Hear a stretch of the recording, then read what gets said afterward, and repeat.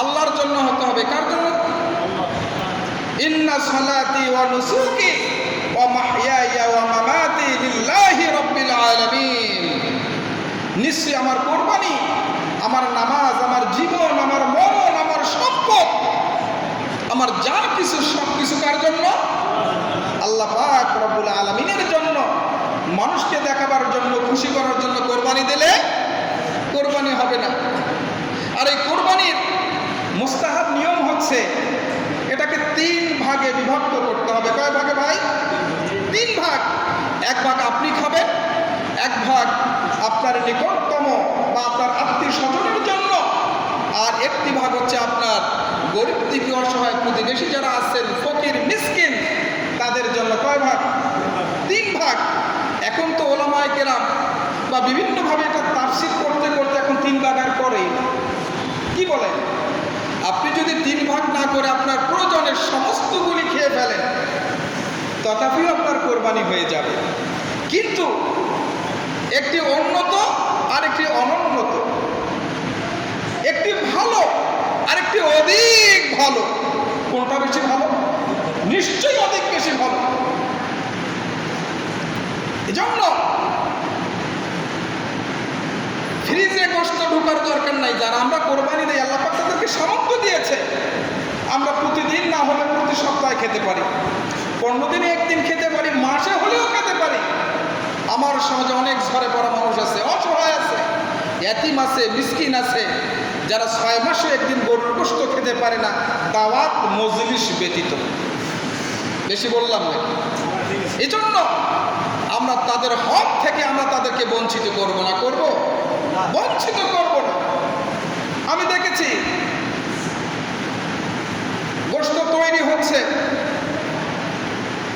একটা ছোট্ট ছেলে এসেছে বা কোনো দুঃখী হতদরিদ্র মানুষ এসেছে, কোরবানি এখনো চাই নেই, শুধু ব্যাগ নিয়ে এসেছে। অনেকেই কর্কশ কণ্ঠে কথা বলি না, এই বেটা এখন আসছো কেন? দেখুন এখনো তৈরি হয় নাই, তোমাদের যন্ত্রণা আর টিকে যায় না, বলে কিনা? অনেকেই বলে। এভাবে না বলে আপনি যদি তাকে বলেন যে ভাই দেখতেই তো পাচ্ছেন এখনো তৈরি হয়নি, আমরা রেডি করি, তোমার জন্য রেখে দেব, তুমি এসে অবশ্যই নিয়ে যাবে, আসবে কিন্তু তোমার জন্য কিন্তু আমি রেখে দেব। লোকটা খুশি হবে কিনা? কথা তো একটাই, আপনি একটা সুন্দর করে বললেন আর একটা কর্কশ কণ্ঠে বললেন, কথা কিন্তু একটাই। আল্লাহ রাসূল বলেছেন কেউ যদি জান্নাতের আশা করে সে যেন বিনয়ী হয়। কি হয়? বিনয়ী হয়। সে যেন রাগ, ক্ষোভ এগুলো অন্তর থেকে পরিত্যাগ করে। আল্লাহ রাসূল মিরাজে গেছেন, সেখানে বিনয়ীদেরকে এবং দারিদ্র সীমার নিচে যে লোকগুলি বসবাস করত সেই লোকগুলো দিয়ে জান্নাত ভরা। সুবহানাল্লাহ বলে। কারণ টাকা হলে তো অহংকার হয়, টাকা হলে শরীরে গরমও হয়। কি বলতেন? সবার হয় না। যারা আল্লাহ আল্লাহ রাসূলকে ভয় পায়, কবরকে ভয় পায়, যতই টাকা হোক, টাকা যত হবে আল্লাহ পাকের প্রশংসায় তার মস্তকটা অবনত হয়ে যাবে, সে তত বেশি বিনয়ী হবে। ঠিক কিনা বলে? মুমিনের উল্লেখযোগ্য বৈশিষ্ট্য হচ্ছে মুমিন বিনয়ী হবে, মুমিন অল্পভাষী হবে, মুমিন অন্যের প্রতি মায়াশীল হবে।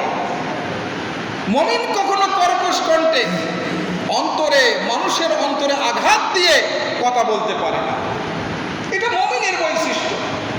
কিন্তু মসজিদে একটু কথাবার্তা হলেই বোঝা যায় যে বেটা তুমি মুমিন না খবিশ। কি বলে? সামান্য কথা হতে হতেই, সামান্য কথা এমন চটে যায় মনে হয় চত্বগোষ্ঠী শেষ করে ফেলবে।